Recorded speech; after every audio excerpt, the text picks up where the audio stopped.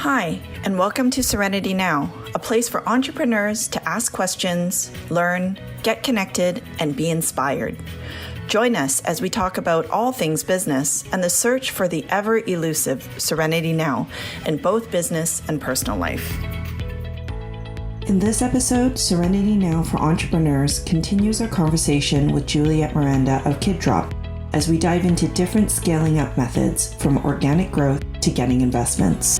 Juliet starts with some considerations that are brewing for her. Think about, growing quickly, but yet responsibly, right? And you forget that, how did things used to get done before all these investment firms and all these, very fast moving decisions could be made, whether sometimes they're not as amazing long-term as you initially thought. And you want to go into it fully informed and, with the right resources, with the right partnerships. That's another big question is, you start making decisions as a group, and do you even like each other? Is it going to go as well in the long run? What are some of the options that Rita highlights? When you want to move forward to growth and scaling up the business, obviously you're going to need to raise some capital. And as Peggy had mentioned earlier, there's various forms of figuring that out. And the non-sexy way is you figure it out on your own.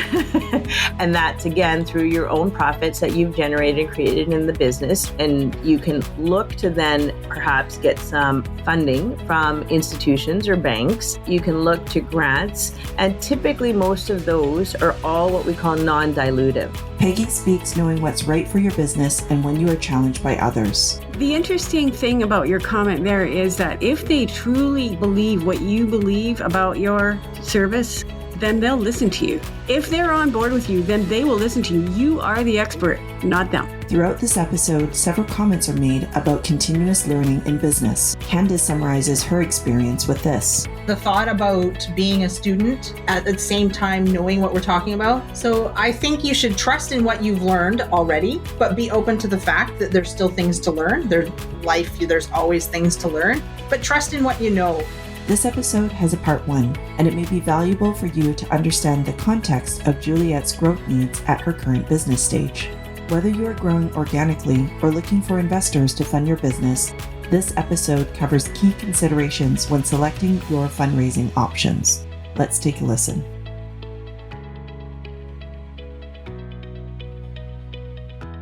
Welcome to another episode of Serenity Now for Entrepreneurs. Today, we welcome back Julieta Miranda from Fort McMurray. Rita, what are we going to talk about today? Oh, we're really excited to have Juliet back. And I think we're going to talk about something that, again, resonates well with our audience and ourselves because we've all had to go through this process. And we're going to talk about different growth strategies and scaling your business. But first, just for the listeners that haven't heard about Juliet, can you give us a little bit of an understanding of who you are, your background, and then let's launch right into some of the thoughts on growth. Thank you, Rita. My name's Julieta Miranda. I'm from Fort McMurray. I've lived there about 16 years. I started a company called KidDrop. We're a transportation service for kids, what I like to call a transportation solution for busy parents. We move kids to and from school, extracurricular activities, and custody exchanges. And I'm just happy to be here. Thank you for having me again. Welcome back. We're really excited to have you back. So in our last episode, we had to unfortunately stop, even though we were all quite sad and couldn't believe how fast the time flew by. And we had stopped at the next steps for you, which was you are now ready to grow and expand this business. Whether you're actually, I'll correct myself, whether you're ready or not, It has to happen. Yeah, people are asking for you to do this expansion. So there's been a few ideas that have been kind of kicked to the table, and why don't we share a little bit about some of those ideas, and then maybe we'll unpack them. I'm partaking in an accelerator program, which the word accelerator is true to its name. Okay, it's very fast moving, so you're getting all sorts of ideas of expansion and growth. Two that we're, of course, looking at are licensing and franchising. Although they sound sort of similar, they're actually quite different. potentially getting another business partner involved and scaling it that way. There's a lot of logistics and pros and cons. So in that confusing entrepreneurial startup journey, I'm always looking for advice. And how do we do that? Please share. So I guess one of the options that you didn't mention that always comes to mind with me, and I know it sounds kind of unsexy, but there always is an option for organic growth. When I say organic growth, I mean you fund you to grow at the rate that your company is comfortable growing without the addition of a partner, a reduction in your own shareholdings, or without angel investors, just something that you access government programs that maybe help fund it, as well as you use money that you have created within the company from your revenues to fund further growth. That is something that is old school, but I'm kind of old school.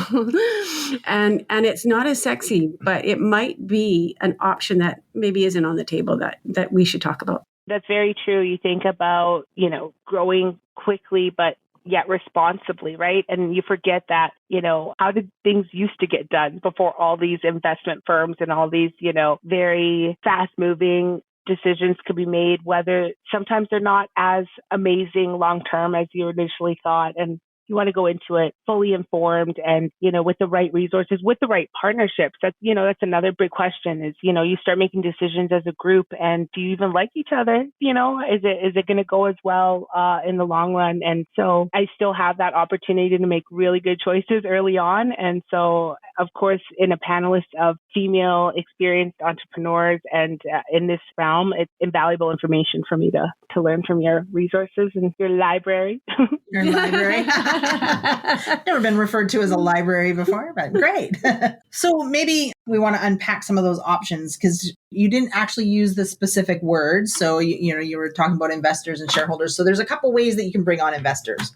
So there's the angel investors or the partners. Rita, I think you know a little bit more about this than I do. What's the difference between those and the pros and the cons in your view? Well, yeah, absolutely. I think the biggest thing is that when you want to move forward to growth and scaling up the business, obviously you're going to need to raise some capital. And as Peggy had mentioned earlier, there's various forms of figuring that out. And the non-sexy way is you figure it out on your own. And that's, again, through your own profits that you've generated and created in the business. And you can look to then perhaps get some funding from institutions or banks. You can look to grants. And typically, most of those are all what we call non-dilutive. So that means you retain, the shares of the company in terms of your equity position and your voting position. So that means you're still in control of the business. And you mentioned a panel of female entrepreneurs. We're also type A and we're all control freaks. So we love that side of it. And I think that's probably why we all followed that organic growth route. It's interesting that we all did the exact same method. Now, when you want to accelerate a little bit faster than what, perhaps the institutions might be comfortable with, meaning that you haven't mitigated the risk for them sufficiently in the way they mitigate risk and the way they analyze business. The institutions typically are backwards looking. So they go, what did you do? Past performance. And then based on that, a little bit of your current performance and a little bit of your future projections will give you this much. And this much typically doesn't make it for you if you really want to accelerate faster. And so then that's when you look to the avenues of, well, if this is really what I want and I want to hit these goals in this amount of time, I can work with the bank a little bit perhaps, but I need to figure out a way to build that up. And an easy way to look at that is looking to investors. Now, there's many ranges of investors and many, what's the best way to put it? Pitfalls? Yeah, we'll just call it what it is, pitfalls to these various types of investors. I'll just try to keep it a little more succinct. The way I like to look at it is I'd like to find a strategic partner or investor that has skill sets that will allow me to do something that either I actually don't have the bandwidth for or don't have the skill set for. So that person will help you get there faster. And that investor then is more kind of invested, committed, and they're using their skill set. So we're balancing out the strengths, but you've got to be careful because sometimes you have silent investors and sometimes you go to seed investing or venture capital. And we're going to unpack that in a different episode because there's quite a bit there. All of them come with varying degrees of, hooks or control or potentially even direction.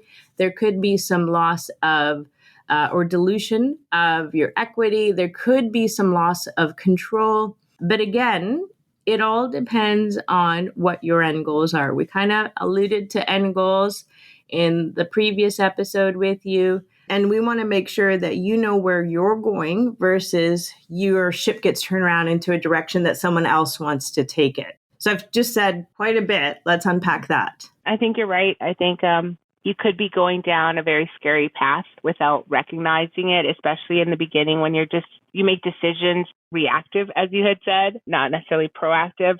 And, just getting caught up in the excitement and it's not until you have a contractual agreement in front of you with all the jargon reviewed by a lawyer that, kind of lays out exactly the terms that you're signing off on. I think that you're right. There's a lot of, what's interesting about the journey is that there's so many opportunities for error. And now error, failure, those are all lessons, right? Some are harder learned. And, trying to navigate through, even just proper decision making. How much time did I invest in researching this? Or, while you still have the control and the power, right? Because it's easy to get sidetracked or to lose momentum, or, if you take too long, people lose interest. And so, there's just a lot of navigating through, proper decision making and having really strong, seasoned sounding boards to fall back on, those resources of support. Like, for example, this panelist here, how it's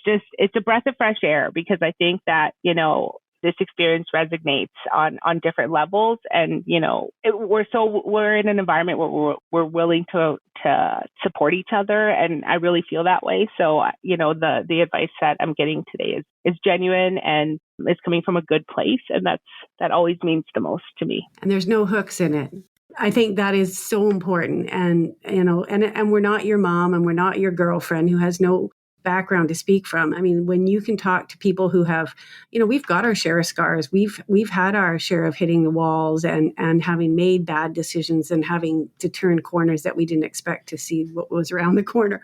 We've all done that. And I think we're speaking from our hearts when we say that, be careful. There are people who are very excited about what you do because it benefits them. And it's because it meets their goal. And, whether it's a goal for the province, you mentioned that in the past podcast that the province had an initiative here. They created an accelerator and this is their goal. And you're part of that. But don't lose sight of what you're about.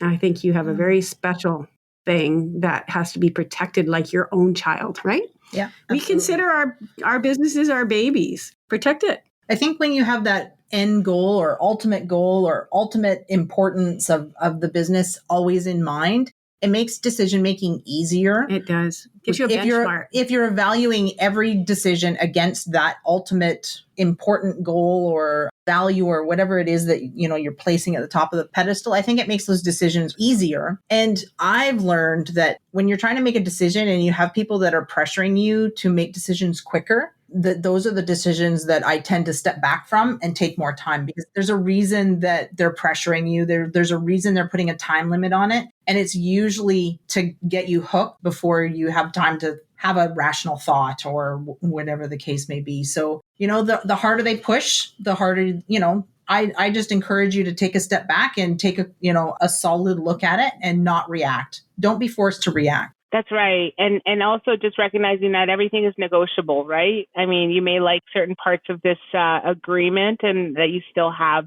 a voice that, shouldn't be overshadowed by somebody's deep pocket. The interesting thing about your comment there is that if they truly believe what you believe about your service, then they'll listen to you. If they're on board with you, then they will listen to you. You are the expert, not them. Thank you, Peggy. I really needed to hear that.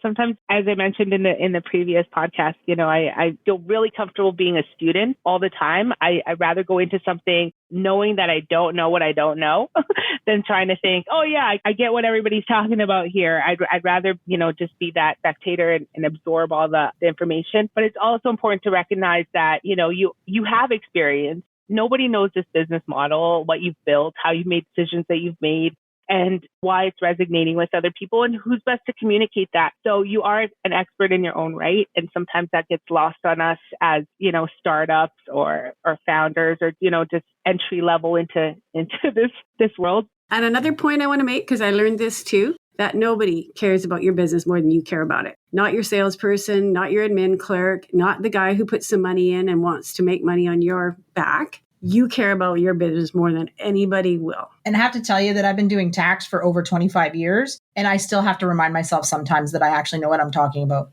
I can cite chapter and verse from the Income Tax Act, but sometimes I have to remind myself, oh yeah, I actually know what I'm talking about. So, I think it's almost like a female phenomenon where we sit there, and I've done my side on what is it going on. I stopped counting at 26 years now in business and working through, we know it's thousands, tens of thousands of businesses. I hit the 10,000 mark. And yet still, sometimes I feel the exact same way, Juliet.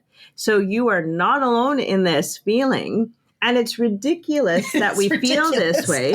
But this is also the power of the Serenity Sisters. But I also want to tell you that age is a wonderful thing to bring you there, because I don't think I got there until recently. And all through my career, I doubted my ability. I doubted my success.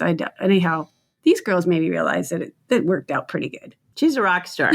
You are a rock star, Peggy. If you can duplicate Peggy, you're a rock star. Okay. Now you're just making me blush. I think we touched on something very important and sometimes just not discussed. And we don't need to be blinded by, like you said, the deep pocket or the people or that we think the hype. The hype or the, What I find amusing sometimes is you get this person and they have this one success story and it's a big one, right? Have you duplicated that success is my next question. But and now everybody goes running to that new person that did this new thing because it's today's news, not yesterday's news, and go, oh, you teach me now. And it's like, no. Find the one that can replicate it, the one that's duplicated success. But again, the one that fits you and where you want to go, you're then still in control. Yeah. I agree. I think you just got to remember you're the boss here. Literally driving the bus, right? You're driving the bus. Yeah, you're driving the bus. All those kids are taken care of. I think that we've kind of unpacked a few things in terms of understanding that there is a lot of steps and you do get all of it muddled up in your head. And then today's news story gets exciting, or today's new person reaching out saying, I can do this for you, or I'd like to expand with you. But always remember, like Candace said too, is just take that moment for yourself. And it's on your timing. It's not on theirs. There is sometimes some sort of timing piece. Like when you bought your commercial property, you had to get everything set up and done on time and such. But for the most part, as Peggy said, if someone is willing to invest in you and work with you and sees who you are and the model and the business and what it can do for people, they'll wait. Yeah. If they really believe in you, they'll be alongside you and not pressuring you. Yeah, that's really good advice. And oftentimes, and this goes back to just, taking a step back and just organizing your, where you're coming from, because, I'm quite impressionable. I get very, thrown into different conversations of opportunity and possibility, which is my realm. I love existing in that space. But at the same time, just recognizing that, things have to align properly. And, it may check off 8 out of 10 of the checklist, but are your morals aligned? Are your values aligned? You have to think long-term. And I go into most things looking at them as relationship. Networking is relationship building. Acquiring new clients, that is a new relationship. Hiring staff, that is another relationship. On relationship building, it's what I value the most. It's always been how I gauge my life experiences with my children, with their teachers, with my family. Life is about those relationships, whether they're colleagues, professional or personal. As humans, we're not meant to be alone. We're meant to be together. We're meant to collaborate. That's just a life lesson that, is always by my side is, being authentic, being true, being responsible, and just caring. You know what? I think every time I hear an entrepreneur say that, I'm seeing success coming. Because if without the people, we can't have a business. If we don't have good relationships with clients, with suppliers, with staff, what do we have? We have our own effort, and that's it. And so if you want to grow, those relationships allow you to grow. That's very true, Peggy. And I just want to share one thing about what I'm really proud of having built in my organization is that, currently I hire only parents. So all of my drivers currently are moms and moms of young kids or school-age kids, but we all kind of face the same challenges. So we work collaboratively. We share, we babysit for each other. So the culture within our organization is very, very mom, female, empowering, a position which it's hard to have or create income for your family when you have to pay for childcare. And, and this opportunity allows you to bring your kids on board with us, work part-time hours. We're really quite flexible. So I'm really proud of that opportunity that I wish was there for me. And I've been able to build the right staff. Well, you're just bringing tears to all of our eyes. So what we're going to have to do is wrap this up. And at the end of the day, as you go through your decision-making process through growth and scaling, there's a lot of things to consider. And if you have the opportunity, you can reach out to the Serenity Sisters. We can do this with everyone. And again, there's no cost. Yeah. But there's also a group of people that you likely have in your corner. And we would, encourage you to have those discussions with them and take the time to go through your process. At the end of every episode, what we like to do is a round called a quick fire. And we go around the room and we talk about either an aha moment from our entrepreneur or even ourselves, or something that just resonated well with us. And I'm going to give Juliet a break. And we're going to start with Candace. So today, I think what I want to reiterate is the thought about being a student at the same time knowing what we're talking about. So I think you should trust in what you've learned already, but be open to the fact that there's still things to learn. There's always things to learn, but trust in what you know and make your decisions with intention. Know what your ultimate goal is and make your decisions with intention.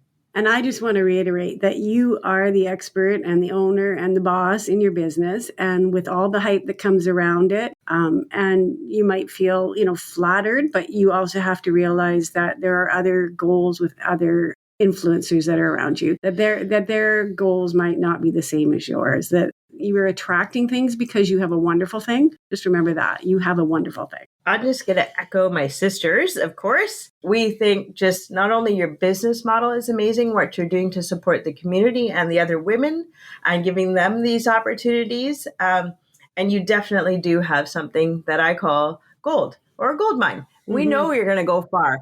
And, take your time as you go through this process. And for our audience, growth is definitely scary and you're not alone. And it's okay to take the time to walk through the process. But I always say, definitely align it with your ultimate or end goals as you see fit. And you talked about this today, which is relationships. Who you surround yourself with is also a reflection of who you are. And the people that you've already built up, they're with you. And they're probably going to be there with you for the long run, just like my Serenity Sisters will be here for me. So, and now for you too, Juliet. So that's my little takeaway, Juliet. You're last on this list. So it's off to you. Well, first of all, I just want to say thank you, because I feel like I've gained 3 new friendships and relationships that are deeply embedded, especially at this very vulnerable time, which is what I'm feeling. So I'm just grateful to have resources and opportunities to talk to each one of you further beyond this podcast, which is quite special. And just what you're doing is so important. You might not see it all the time, but especially for female entrepreneurs, the female journey can be quite lonely. And that's something that I'm actually really learning in this accelerator program is it's a lonely journey, but it's quite special when you're able to make true connections in this crazy world.